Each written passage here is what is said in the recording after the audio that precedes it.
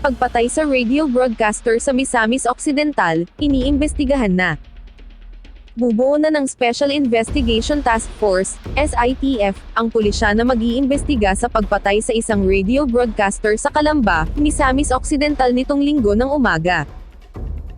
We are now actively conducting a thorough investigation to identify the perpetrators of this crime and bring them to justice.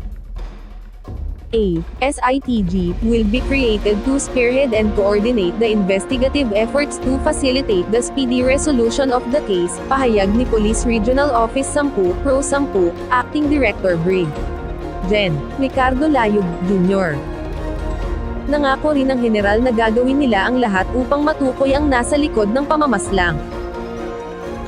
Sa police report, binaril ng hindi nakikilalang lalaki si Juan Jumolon o Johnny Walker, habang sumasalang sa kanyang programa sa 94.7 Calamba Gold FM sa mismong bahay nito sa Barangay Don Bernardo A. Meron itong 5 ng Nobyembre. Isinugod pa rin sa Calamba District Hospital ang biktima kung saan binawian ng buhay dahil sa tama ng bala sa ilalim ng labi na tumaagos sa kanyang batok. Sa police report, binaril ng hindi nakikilalang lalaki si Juan Jumolon o Johnny Walker, habang sumasalang sa kanyang programa sa 94.7 Calamba Gold FM sa mismong bahay nito sa Barangay Don Bernardo A. Meron itong 5 ng Nobyembre. Isinugod pa rin sa Calamba District Hospital ang biktima kung saan binawian ng buhay dahil sa tama ng bala sa ilalim ng labi na tumaagos sa kanyang batok.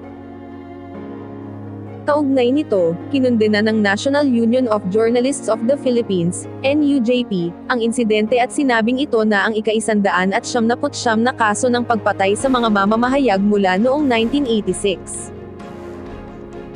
Thanks for watching guys, don't forget to follow para updated ka sa aking next video. Bye!